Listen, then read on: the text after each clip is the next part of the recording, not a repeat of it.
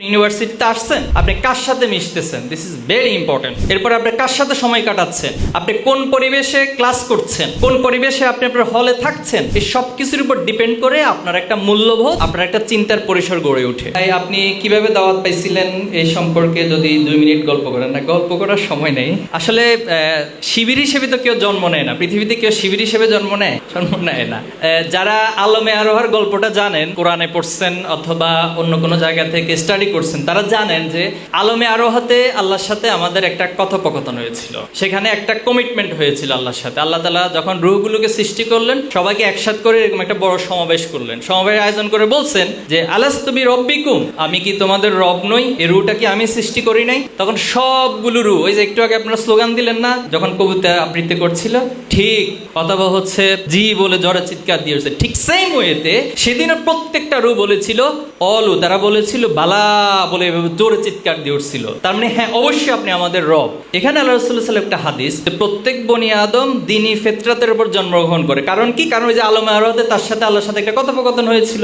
সেজন্য এই দ্বীনি ফিতরাতের উপর জন্মগ্রহণ করার পরেও তার পিতা মাতা এবং তার চারপাশের পরিবেশটা তাকে হয়তো সে ফিতরাতের উপর টিকিয়ে রাখে, অথবা সে ফিতরাত থেকে আস্তে আস্তে দূরে সরিয়ে তাকে একজন বিদ্রোহী, অর্থাৎ রবের বিদ্রোহী একটা শক্তি হিসেবে বা একটা সত্তা হিসেবে তাকে গড়ে তোলে। তাহলে এখানে কি পয়েন্ট পেলাম আমরা? যে দ্বীনি ফিতরাতের উপর আমরা সবাই জন্ম নিই, কিন্তু আমাদের পরিবেশটা আমাকে দ্বীনের উপর টিকিয়ে রাখে, অথবা দ্বীন থেকে বা আল্লাহর সাথে যে কমিটমেন্টটা, সেটাকে আস্তে আস্তে করে ভুলিয়ে দিয়ে আমাকে ভিন্ন একটা রাস্তা ধরিয়ে দেয়। তো যেটা বলছিলাম যে শিবির হিসেবে কেউ জন্মগ্রহণ করে নাই, আমিও করি নাই। তো হয়তো শীত ফিতরাত উপর জন্মগ্রহণ করেছিলাম, আমার পরিবার, আমার সমাজ বা আমার চারপাশে, এই যে আমার আগে একজন বক্তা বলছেন যে পরিবেশটা ইম্পর্টেন্ট। আপনি ইউনিভার্সিটিতে আসছেন, আপনি কার সাথে মিশতেছেন, দিস ইজ ভেরি ইম্পর্টেন্ট। এরপর আপনি কার সাথে সময় কাটাচ্ছেন, আপনি কোন পরিবেশে ক্লাস করছেন, কোন পরিবেশে আপনি আপনার হলে থাকছেন, এই সব কিছুর উপর ডিপেন্ড করে আপনার একটা মূল্যবোধ, আপনার একটা চিন্তার পরিসর গড়ে ওঠে। তো সে জায়গা থেকে শিবিরের কিশোরকণ্ঠ একটা পত্রিকা আছে, আপনার আমার নাম শুনছেন, তো দায়িত্বশীল দেখা হয়েছিল, কিশোরকণ্ঠ পত্রিকাটা ধরিয়ে দিয়েছিল। এই কিশোরকণ্ঠ পত্রিকাটা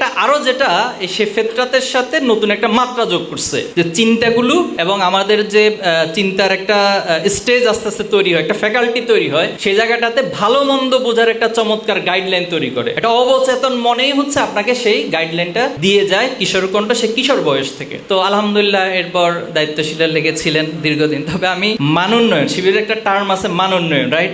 জানেন আপনারা? এটা হচ্ছে সমর্থক হইতে হয়, কর্মী হইতে হয়, সাথী হইতে হয়, সদস্য হইতে হয়। তো সমর্থক কর্মীটা কিভাবে যে হয়ে গেছে বুঝতে পারি নাই, কিন্তু যখন বুঝতে সাথী হইতে হবে, তখন দায়িত্বশীলদেরকে মোটামুটি কিভাবে ঘুরাইতে হয় এই কলা কৌশল শিখে গেছে। অনেক ঘুরানোর পর দেখছি যে নাছর বান্দা, ছাড়বেই না আমাকে, এমন এমন অনেকগুলো কিছু ইমোশনাল বিষয় আছে। এরপর আমি নামাজ কাজা করতাম, ফজরের নামাজ আমার কাজা হয়, তো 3 মাস নামাজ কাজা থাকলে সাধারণত সাথী হওয়া যায় না। তো দায়িত্বশীল এমন কাজ করছেন যে আমাকে প্রত্যেকদিন ফোন দিয়ে জাগাইতেন যাতে নামাজটা পড়ি। যেদিন ফোনে পাইতেন না, তিনি সেদিন আমার বাসায় চলে আসেন, বাসায় এসে আমাকে ডেকে উঠে নামাজ পড়ি। এই কষ্টটুকু আমার দায়িত্বশীল করেছেন। পরে একটা পর্যায়ে মনে হয়েছে যে না, এই দায়িত্বশীলদেরকে আসলে আর কষ্ট দেওয়া ঠিক হবে না, পরে সাথী হয়ে গেলাম, আল্লাহর ইচ্ছে।